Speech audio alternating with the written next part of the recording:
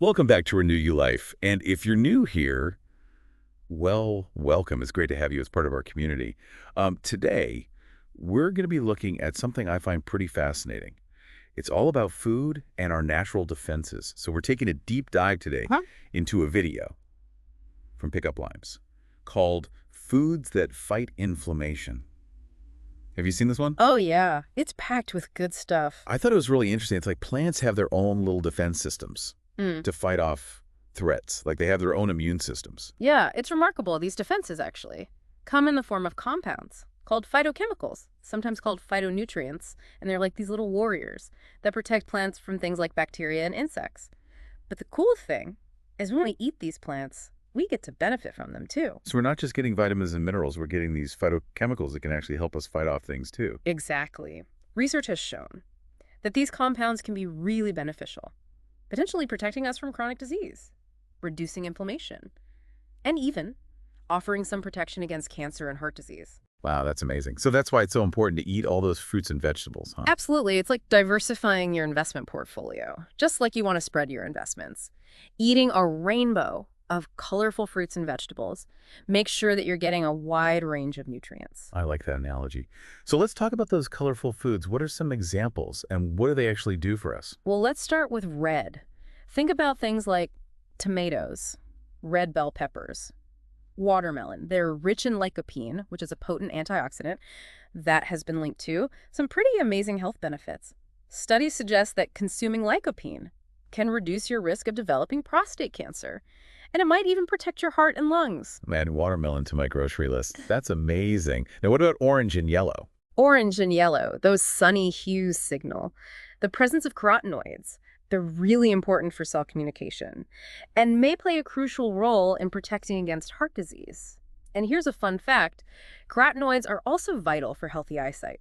So think carrots, sweet potatoes, butternut squash, all packed with these vibrant compounds. I love all those. Okay, green. We all know leafy greens are good for us, but why? Well, think of kale, spinach, broccoli.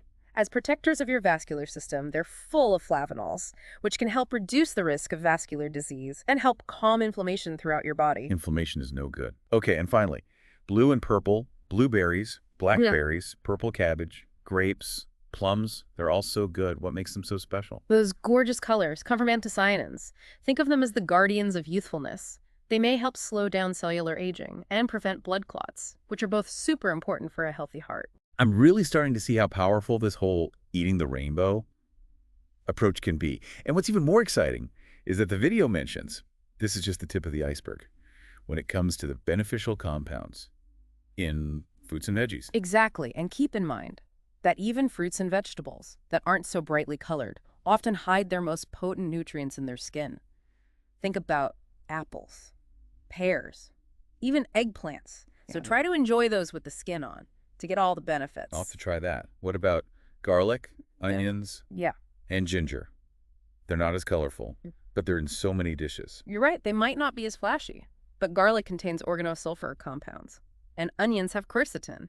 Both have remarkable anti-inflammatory properties, and have even been linked to cancer prevention and protection against infections. Wow, so they're like secret weapons. What about ginger? Oh, ginger's great. It contains gingerols, which are Really? powerful compounds that can help reduce inflammation and potentially prevent the progression of chronic diseases. That's fantastic. So we've got all those colorful fruits and veggies, and then those less colorful but still really important, garlic and onions and ginger. What else? We can't forget about spices. They're nutritional powerhouses, especially when it comes to antioxidants. Oh yeah, spices. I use those all the time. You know, spices pack the most antioxidants by weight, especially oregano, rosemary, and thyme. Did you know Right. that just 1 teaspoon of dried oregano has the same antioxidant power as 3 cups of spinach? Wow, really? That's incredible. So I'm getting way more than just flavor when I use those in my dishes. Absolutely. You can even make your own Italian seasoning blend with oregano, rosemary, and thyme, and have it ready to add to anything. That's a good idea. And turmeric. We can't forget turmeric. Turmeric's great. It contains curcumin, which is a potent anti-inflammatory compound. But here's a tip. Pair it with black pepper. Black pepper contains piperine, which increases the absorption of curcumin by up to 2,000%. Wow. So turmeric and black pepper. What a combo. Okay, what about beans? They're a staple in so many cultures. Beans are awesome. They're often overlooked, but they contain those same anthocyanins, like we talked about with the blueberries and blackberries. Plus, they're incredibly high in fiber. Right, fiber. We talked about that earlier. Can you remind me why that's so important? Sure. Our gut is home to trillions of microorganisms, and some of them are beneficial. They help reduce inflammation, and others can actually promote inflammation. And fiber acts as fuel for the good bacteria, Yeah. helping them to thrive. So it's all about what we eat and how we're feeding the bacteria in our gut. What are some other good sources of fiber? Besides those fruits and vegetables and beans, whole grains are a fantastic source. Okay. They're really nourishing and filling.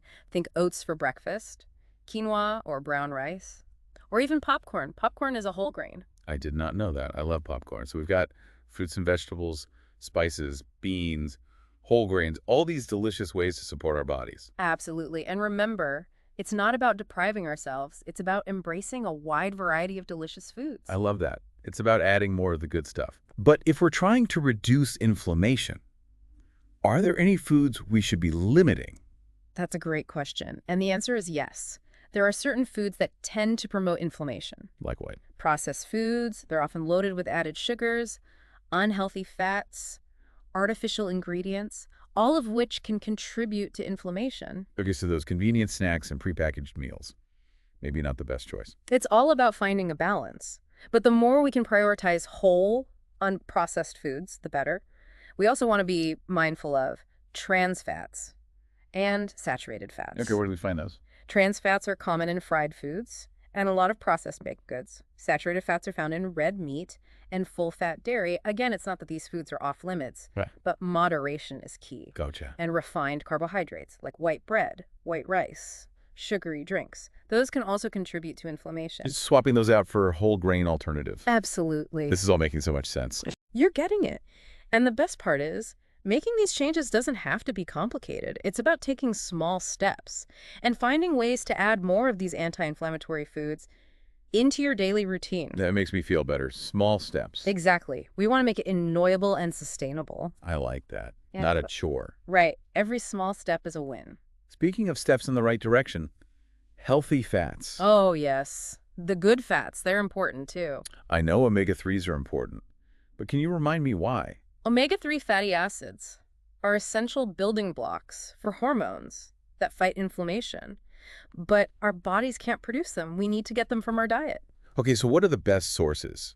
I know fish is one, but what about plant-based options? Good question. For plant-based diets, great sources include flax seeds, chia seeds, hemp seeds, and walnuts. I love all of those. In fact, the Pickup Lines video even had a recipe for a super seed mix using all of those. Yes, and if you want a more direct source, you can try algae-based supplements. That's actually where fish get their omega-3s from. Oh, wow. So we're going straight to the source. This has been so informative. I'm feeling inspired to make some changes. That's great. Small, sustainable changes. Absolutely. Making healthy living a joyful part of life. I love that. Me too. Well, we've covered a lot today. We have. From colorful fruits and vegetables to spices, beans, whole grains, and even healthy fats. It seems like there are so many delicious ways to support our bodies. There really are. But before we wrap up, I'd love to hear from you. What are some of your favorite anti-inflammatory meals or snacks? Share your tips and recipes with us on social media. We want to learn from each other and support each other on this journey. Yes, and be sure to follow Renew You Life for more inspiration and guidance. Thanks for joining us for this deep dive into the world of food as medicine. What other topics would you like us to explore? Let us know, and we'll do our best to bring you that information. Until next time, be well. And keep nourishing yourselves. It seems like every time we dig a little deeper into this food as medicine concept, we just keep uncovering more and more amazing benefits. But I'm curious, are there any downsides to all these potent compounds? Could we have too much of a good thing? That's a really great question. It highlights the importance of balance. While these compounds are generally beneficial, it is possible to have too much of some things. For example, some people experience digestive discomfort if they suddenly increase their fiber intake drastically. So it's always a good idea to listen to your body and make gradual adjustments. That makes sense. Moderation is key. But speaking of those potent compounds, the video also talks about spices being nutritional powerhouses, especially when it comes to antioxidants. I love using spices, but I never knew how powerful they could be. Spices are remarkable. They pack the most antioxidants by weight, particularly oregano, rosemary. And thyme, in fact, just 1 teaspoon of dried oregano has the same antioxidant power as 3 cups of spinach. Whoa, that's incredible. So just a sprinkle of Italian seasoning on my pasta is doing way more than just adding flavor. Exactly. You can make your own Italian seasoning blend with oregano, rosemary, and thyme and have it ready to go. Great idea. And turmeric. We can't forget about Oh, turmeric. turmeric is great. It contains curcumin, which is a potent anti-inflammatory compound. But here's a little secret. To unlock turmeric's full potential, you've got to pair it with black pepper. Really? Yeah. Black pepper has piperine, which can increase the absorption of curcumin by up to 2,000%. Wow. That's amazing. So turmeric and black pepper together. What a combo. Now, what about beans? They're a staple in so many different cultures. Beans are nutritional powerhouses, Hmm. and they're often overlooked. They contain those same beneficial anthocyanins that we talked about in blueberries and blackberries. Plus, they're super high in fiber. Right, fiber. We talked about that earlier. Can you remind me why that's so important? Absolutely. Our gut is home to trillions of microorganisms, and some of these are beneficial. They help reduce inflammation, but others can actually promote inflammation. Fiber acts as fuel for the good bacteria. So it's not just about what we eat, but also about how we're feeding the good bacteria. What are some other good sources of fiber? Besides fruits and vegetables and beans, whole grains, That's they're right. incredibly nourishing and filling. Think oats for breakfast, adding quinoa or brown rice to salads, or even popcorn. Yeah. Popcorn is a whole grain. Wow, I did not know that. So we've covered fruits and vegetables, Yeah. spices, beans, whole grains. Seems like there's so many delicious ways to support our bodies. Absolutely. And it's not about depriving ourselves. It's about enjoying a variety of delicious foods that nourish our bodies. I love that approach. It's all about adding in more of the good stuff. Exactly. But if we're trying to reduce inflammation, are there any foods we should be limiting? That's a great question. And yes, there are certain foods that can promote inflammation. Okay, I'm listening. Well, processed foods. They're often loaded with added sugars, unhealthy fats, and artificial ingredients, all of which can lead to inflammation. So those convenient snacks and prepackaged meals, not the best choice. It's all about balance. But the more we can focus on those whole unprocessed foods, the better. And speaking of unhealthy fats, we also want to be mindful of trans fats and saturated fats. Okay, where do we find those? Trans fats are common in fried foods and a lot of processed baked goods. Saturated fats are found in red meat and full-fat dairy products. Again, moderation is key. Okay. And then refined carbohydrates, like white bread, white rice, sugary drinks. Those can also contribute to inflammation. So swapping those out for whole grain alternatives. Exactly. It's all making so much sense. I'm glad to hear that. The best part is, making these changes doesn't have to be overwhelming. It's about small steps. Finding ways to incorporate more of these anti-inflammatory foods into your daily routine. Small steps. I like that. It's about making it enjoyable and sustainable. I like that. Not a chore. Right. Every small step is a win for your health. Speaking of steps in the right direction, what about healthy fats? Oh, absolutely. We can't forget about the good fats. I know omega-3s are so important. Can you remind me why? Omega-3 fatty acids are essential building blocks for hormones that fight inflammation. The only problem is our bodies can't produce them on their own. We need to get them from our diet. Okay, so what are the best sources? I know fish is a good one, but what about plant-based sources? That's a great question. For plant-based diets, some good sources are flax seeds, chia seeds, hemp seeds, and walnut. I love those. In fact, the Pickup Limes video even had a recipe for a super seed mix using all of those. It's a great way to get them in. And if you're looking for a more direct source, you can also try algae-based supplements. That's where fish get their omega-3s. Oh, wow. Straight to the source. This has been so informative. I'm glad you're enjoying it. I'm already feeling inspired to add more of these foods to my plate. That's great. Remember, it's all about those small, sustainable changes. Absolutely. It's about finding what works for you and making healthy living a joyful part of your life. I love that. Oh, I don't know about you, but I'm feeling so much more energized. Just thinking about all these delicious and healthy foods. Me too. It's amazing how much power we have over our well-being just through the choices we make every day. It really is. Speaking of choices, do you have any practical tips for incorporating more of these anti-inflammatory foods into our daily routine? Sometimes it can feel overwhelming to make big changes. You're absolutely right. Small, consistent changes are really the key to long-term success. One easy place to start is with breakfast. Instead of that sugary cereal or that processed pastry, how about starting your day with an anti-inflammatory breakfast? Okay, I like that. What are some ideas? Well, You could have a nice warm bowl of oatmeal, topped with berries and a sprinkle of those super seeds we talked about, flax, chia hemp, or maybe a smoothie with some leafy greens, a banana for sweetness, and a spoonful of almond butter for some protein and healthy fats. Those both sound pretty good and easy to make, even when I'm rushing in the morning. Yep. What about lunch and dinner? Those are a bit more challenging for me. For lunch, you could try salads, loaded with colorful veggies, maybe some grilled chicken or fish, and a light vinaigrette. Oh, yeah. I love salads. And for dinner, it's a great time to try out some bean-based recipes. How about a hearty lentil soup or a chickpea curry? Beans are packed with fiber and protein, and they're so budget-friendly too. I love those ideas. Yeah. Okay, but what about snacks?